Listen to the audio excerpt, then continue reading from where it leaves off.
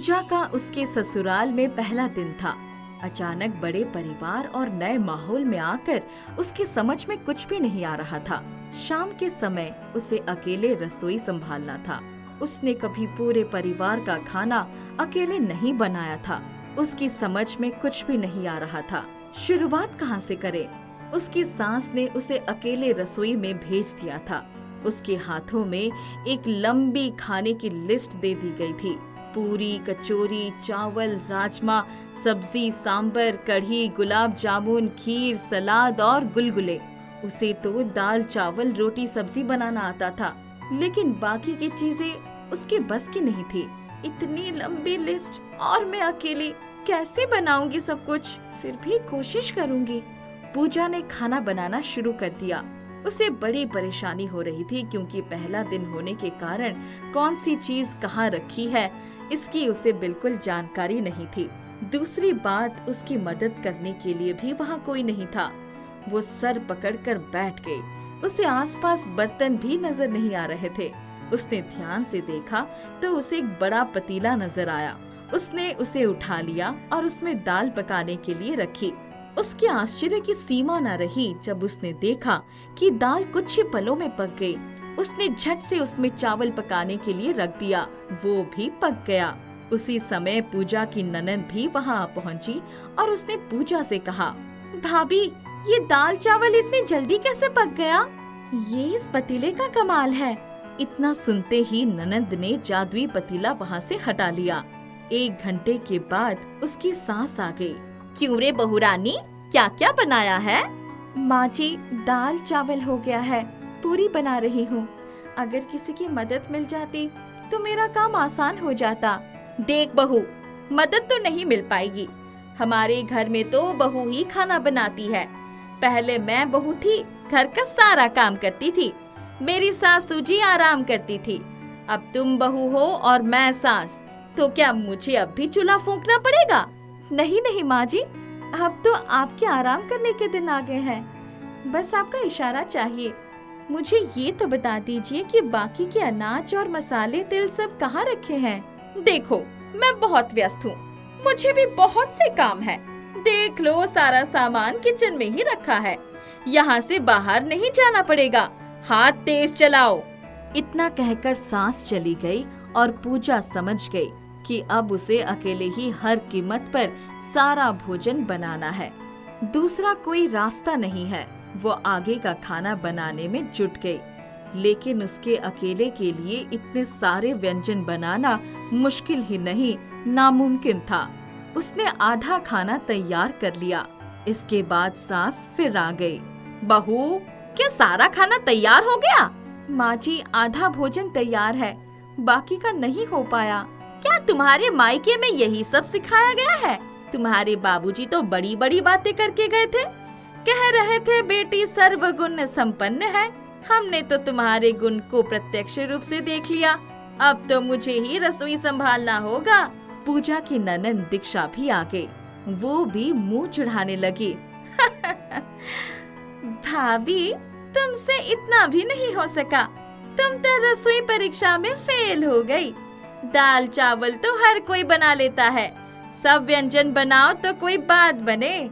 ननद दीक्षा की बात सुनकर जादुई पतीला जोर जोर से हिलकर आवाज करने लगा। उस दिन के बाद से पूजा पर सास और ननद के हमले होने लगे। पूजा दिन भर घर का सारा काम करती और उसके बदले में उसे ताने और गालियां ही मिलती। एक दिन सवेरे सबकी फरमाइश आने लगी। बहू, मेरे लिए नाश्ते में चूड़ा बना देना, साथ में आम की चटनी। भाभी, मेरे लिए मसाला डोसा, सांबर और नारियल की चटनी बना देना। भैया को दही बड़ा चाहिए। बाबूजी के लिए दाल बड़ा अच्छा रहेगा।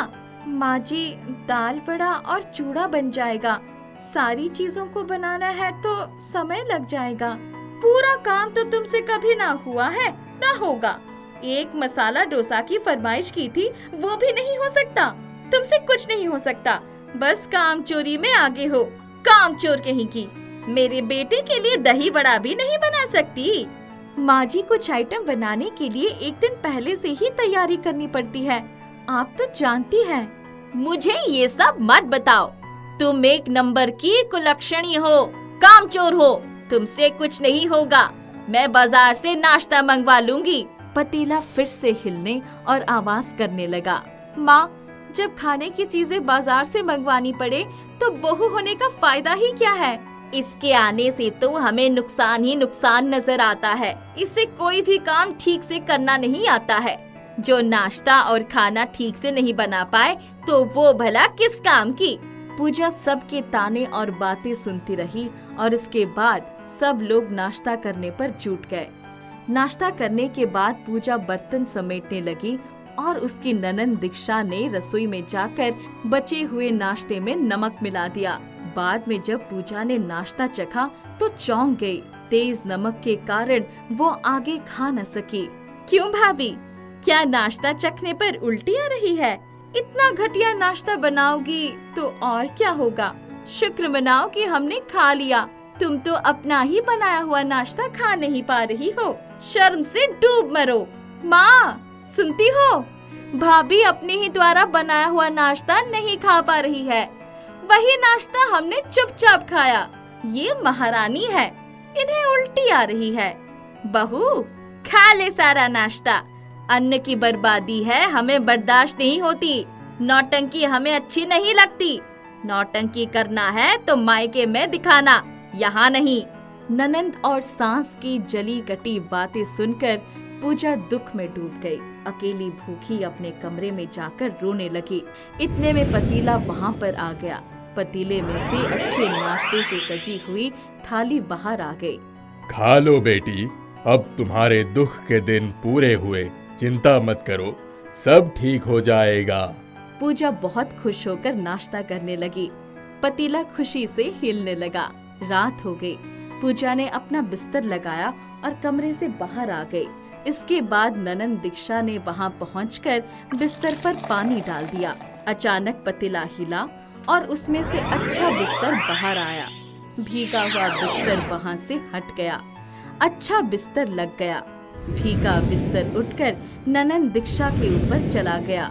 वो चिल्ला पड़ी, ओए माँ, ये भीगा बिस्तर मेरे ऊपर कैसे आ गया? इसमें बदबू आ रही है। मैं भीग गई, मेरा दम घुट रहा है, बचाओ।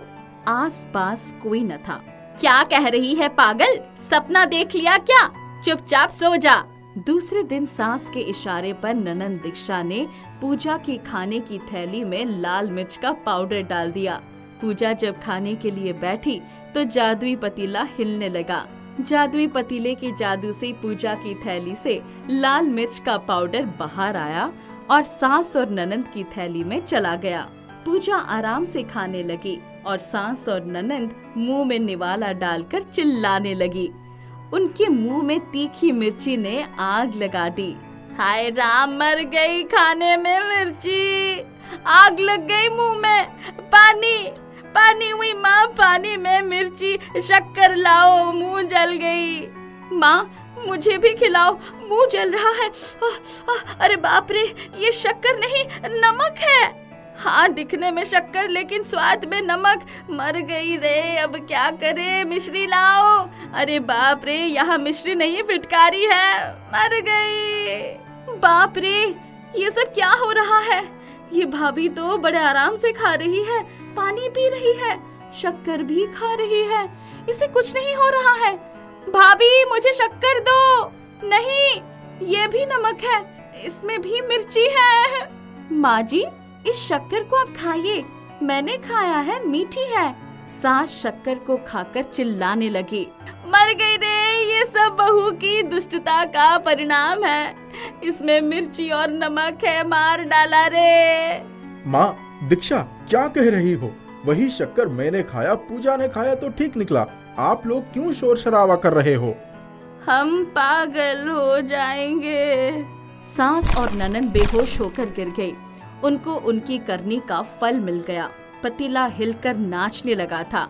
होश में आने के साथ सास और ननंद डर के मारे पूजा से दूरी बनाने लगी और उसकी हाँ में हाँ मिलाने लगी। जादुई पतीला पूजा का हर कदम पर साथ देने लगा और उसके सारे दुख दूर करने लगा। एक दिन त्योहार आ गया। माँ जी, बताइए खाने में क्या क्या बनाऊं? बहू, तुम तो बड़ी समझदार हो, जो भी तुम्हारी इच्छा हो बना दो। हमें तो तुम्हारे हाथ की हर चीज प्यारी लगती है। पूजा ने जादुई पतीले को इशारा किया और देखते ही देखते बहुत सारे स्वादिष्ट व्यंजन बनते चले गए। हमारी बहू बड़ी ही गुणी है, देवी है, अन्नपूर्णा है। इतनी अच्छी बहू मिल गई, मेरे भाग्य तो खुल ही गए। मेरी भाभी दुनिया की सबसे अच्छी भाभी है। इस तरह से जादुई पतीले के कारण पूजा की पूजा होने लगी। सब उसके गुणगान करने लगे। उसकी जिंदगी पूर्ण रूप से सुखमयी हो गई। गोपी नाम का एक आदमी था। गोपी के गांव में एक जादुई नदी थी। लोगों का कहना था जादुई नदी सभी लोगों की इच्छाएं पूरी करती है। यही सुनकर गोपी भी जादुई नदी की ओर निकल पड़ा। बहुत ढूंढने पर भी उसे जादुई नदी नहीं मिली। पता नहीं जादुई नदी कहाँ है। दूर दूर तक तो मुझे कोई भी नदी नहीं दिख रही। थक कर गोपी वापस अपने घर जाता है और अगले दिन गांव का एक आदमी जिसका नाम छगन था उससे बात करता है। भाई लोग कहते हैं जादुई नदी है हमारे गांव में और उस जादुई नदी से जो मांगो वो मिलता है। मगर कल जब मैं जादुई नदी ढूंढने गया तो मुझे कोई जादुई नदी नहीं मिली। अरे गोपू, तू भी क्या गांव वालों की बात में आता है। ये सब झूठ है, किसी ने अफवाह फैला दी है, बस उससे ज्यादा कुछ नहीं। ओहो, तो ऐसी बात है। मैं भी पागल ही हूँ, जादुई नदी ढूंढने निकल पड़ा। अच्छा चल, अब तूने बता दिया है तो मैं वापस कभी जादुई नदी ढूंढने नहीं जाऊंगा। गोपी जादुई नदी के बारे में भूल जाता है और अपने काम में लग जाता है। जंगल में लकड़ियां काटने आता है और लकड़ी काटकर गांव में बेचने लगता है। जहां बैठकर गोपी लकड़ी बेच रहा था, वहीं एक आदमी आता है। अरे सुनो, क्या नाम है तुम्हारा? जी मेरा नाम गोपी है। बोलिए क्या बात है? यहाँ से थोड़ी दूर पर मेरा एक छोटा सा दुकान है, तुम्हें वहीं लकड़ियाँ पहुँचाना है। क्या तुम ये काम कर पाओगे? जी बिल्कुल, क्यों नहीं, मैं जरूर लकड़ियाँ पहुँचा दूंगा। अगले दिन गोपी ढेर सारी लकड़ियाँ काटता है और उस आदमी के बताए रास्ते पर जाने लगता है। थोड़ी दूर आगे जाने पर गोपी को एक छोटा सा दुकान दिख जाता है। दुकान के आसपास बहुत भीड़ भाड़ दिखती है। अरे वाह, तुम आ गए, चलो अच्छा है, सही समय पर आए हो। आज मेरे दुकान का पहला दिन है, इसीलिए पूजा है और कई लोगों को खाने पर बुलाया है। आज लकड़ी बहुत लगने वाली है। जी आप मेरे पैसे दे दीजिए, मैं चलता हूँ। नहीं नहीं, इतनी भी क्या जल्दी है, अब आ ही गए हो तो क्यों ना खाना खाकर ही जाओ। गोपी रुक जाता है। पूजा खत्म होते और खाना खाते गोपी को बहुत देरी हो जाती है। अंधेरा भी हो चुका था। वो वहाँ से निकल जाता है और घर आने लगता है। तभी रास्ते में उसे पानी की आवाज आती है। आवाज ऐसी थी मानो आसपास कोई झरना हो। गोपी उस आवाज का पीछा करते करते एक जगह पर पहुँच जाता है। वहाँ बहुत रफ्तार में एक जगह से पानी गिर रहा था। वाह, ये तो बहुत खूबसूरत लग रहा है। आज तक कभी मैंने ऐसा कुछ नहीं देखा। तभी अचानक वो पानी गिरते गिरते एक नदी में बदल जाता है। ये देख गोपी हैरान रह जाता है। अरे ये तो नदी में बदल गया, चमत्कार हो गया। वो नदी गोपी को कहता है, कौन हो तुम और तुम यहाँ क्या कर रहे हो? मैं तो यहाँ से गुजर रहा था, पानी की आवाज आई तो मैं यहाँ तक आ गया इसे देखने। मैं जादुई नदी हूँ, मैं सभी को दिखाई नहीं देती। जब मेरा मन करता है तभी मैं आती हूँ। अच्छा, तो आप ही हो जादुई नदी जिसकी बातें गांव वाले करते हैं?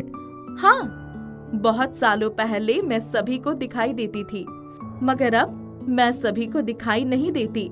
तुम दिल के अच्छे लगते हो, इसलिए मैं तुम्हें दिखाई दे रही हूँ। गांव वाले कहते हैं आप सभी की इच्छा पूरी करते हैं। क्या आप मेरी इच्छा पूरी कर सकते हैं? हाँ जरूर, मैं तुम्हारी इच्छा जरूर पूरी करूँगी। बताओ क्या चाहिए? मुझे पैसों की बहुत दिक्कत हो रही है, इसीलिए मैं ढेर सारा धन चाहता हूँ। ठीक है, मैं तुम्हें ढेर सारा धन दूंगी। एक दिन नहीं, हर रोज दूंगी। मगर ये बताओ, क्या तुम उस धन से गरीब और जरूरतमंद लोगों की मदद करोगे? हाँ हाँ, क्यों नहीं, अगर मेरे पास धन आ जाएगा तो मैं सबकी मदद करूंगा। अच्छा ठीक है, तुम नदी के अंदर आ जाओ और जितना धन चाहिए उतना धन लेकर जाओ। गोपी नदी के अंदर जाता है और ढेर सारा धन निकालकर एक बोरे में रख लेता है और उसे लेकर बाहर आता है। तुम जब चाहो तब जादुई नदी में आ सकते हो, मगर उसके लिए मैं तुम्हें एक मंत्र बताती हूँ। तुम यहाँ आकर जब वो मंत्र पढ़ोगे तभी मैं तुम्हारे सामने आऊंगी। अगर ये मंत्र तुमने किसी के सामने बोल दिया तो उसी वक्त तुम ये मंत्र भूल जाओगे और सामने वाले आदमी को ये मंत्र याद हो जाएगा। तुम कितना भी चाहो मंत्र नहीं याद कर पाओगे। ठीक है, मैं आपकी बात समझ गया। जादुई नदी से धन पाकर गोपी बहुत अमीर बन जाता है और साथ ही गरीब और जरूरतमंद लोगों की मदद करता है। ये सब जादुई नदी की जादू से ही संभव हो पाया। आपका बहुत बहुत धन्यवाद। गोपी कुछ हफ्तों बाद वापस जादुई नदी के पास जाता है और वही मंत्र पढ़ता है जो जादुई नदी ने बताया था। मंत्र पढ़ते ही जादुई नदी गोपी के सामने आ जाती है। गोपी जादुई नदी के अंदर जाता है और धन लेकर वापस घर आ जाता है। छगन हर रोज गोपी पर नजर रखने लगता था। उसे विश्वास ही नहीं हो रहा था गोपी इतनी जल्दी इतना अमीर कैसे हो गया। एक दिन छगन गोपी को धन लेकर आते देख लेता है। अरे ये आखिर इतना धन लेकर आता कहाँ से है? पता तो करना ही पड़ेगा, मगर इतनी आसानी से तो ये कुछ भी नहीं बताने वाला। छगन अगले दिन गोपी के घर आता है। भाई चल, बहुत दिन हो गए, हमने साथ मिलकर कुछ खाया पिया नहीं है। अच्छा चल। छगन गोपी को अपने घर लेकर आता है और खाने में नशा मिला देता है। गोपी नशे में आ चुका था, उसके खुद का होश भी नहीं था। यही सही समय है इससे सच्चाई निकलवाने का। अरे ये सब तो जादुई नदी का कमाल है। अरे वाह भाई, मुझे भी बता जादुई नदी कहाँ है, मैं भी जाऊंगा। नहीं नहीं, तू नहीं जा सकता, क्योंकि वो नदी सबके बोलने पर नहीं आती। मेरे पास एक मंत्र है और उसी मंत्र के सहारे वो जादुई नदी मेरे पास आती है। भाई मुझे भी बता वो मंत्र क्या है। गोपी वो मंत्र बोल देता है। जैसे ही वो मंत्र बोलता है छगन को वो मंत्र याद हो जाता है। अगले दिन जब गोपी को होश आया उसे कुछ भी याद नहीं था। छगन वो मंत्र पढ़कर जादुई नदी को बुलाता है और जादुई नदी से धन लेकर चला जाता है। जब गोपी जादुई नदी के पास आता है तो उसे मंत्र याद ही नहीं आता है। अरे मैं वो मंत्र भूल कैसे गया? मुझे तो कुछ भी याद नहीं आ रहा है। इसका मतलब जरूर किसी ने मुझसे वो मंत्र निकलवाया है और अब वो मंत्र को जानता है, मगर मैं नहीं। गोपी बहुत रोने लगता है और वहाँ से चला जाता है। गोपी देखता है छगन हर रोज नई नई चीजें खरीद रहा। ये देख उसे छगन पर शक होता है। वो छगन का पीछा करता है तो उसे सारी सच्चाई का पता चल जाता है। अच्छा, तो ये सब छगन का काम है। लगता है उस दिन खाना खिलाने के बहाने उसने ये सब किया। अब मैं उसके साथ भी ऐसा ही करूंगा। गोपी चुपके से छगन के घर में घुस जाता है और उसके बनाए खाने में नशा मिला देता है। जब छगन खाना खा लेता है तब गोपी उसके पास आता है। बता भाई, नशा मिलाकर तूने मुझसे मंत्र निकलवा लिया था ना? अरे हाँ भाई, तुझे कैसे पता चला? ये बता, कौन सा मंत्र मैंने बोला था? छगन मंत्र बोल देता है और अब वो मंत्र गोपी को याद हो जाता है और छगन वो मंत्र भूल जाता है। अगले दिन गोपी वो मंत्र पढ़कर जादुई नदी को बुलाता है और जादुई नदी को सारी बातें बताता है। वही मैं सोच रही थी, तुमने उसे मंत्र कैसे बता दिया? अच्छा रुको, मैं कुछ करती हूँ। जादुई नदी गोपी को एक ऐसा मंत्र बताती है जो गोपी कभी न भूल पाए। आपका बहुत बहुत धन्यवाद। गोपी छगन के पास जाकर सारी बातें बताता है। भाई माफ कर दे मुझे। नहीं छगन, अब मैं तुम्हें कभी माफ नहीं करूंगा। मेरे आसपास भी कभी मत आना, और अब तू चाहकर भी मुझसे वो मंत्र नहीं चुरा सकता। इतना कहकर गोपी वहां से चला जाता है और कभी वापस छगन से नहीं मिलता है। गरीबों की मदद करके खुशी खुशी रहने लगता है।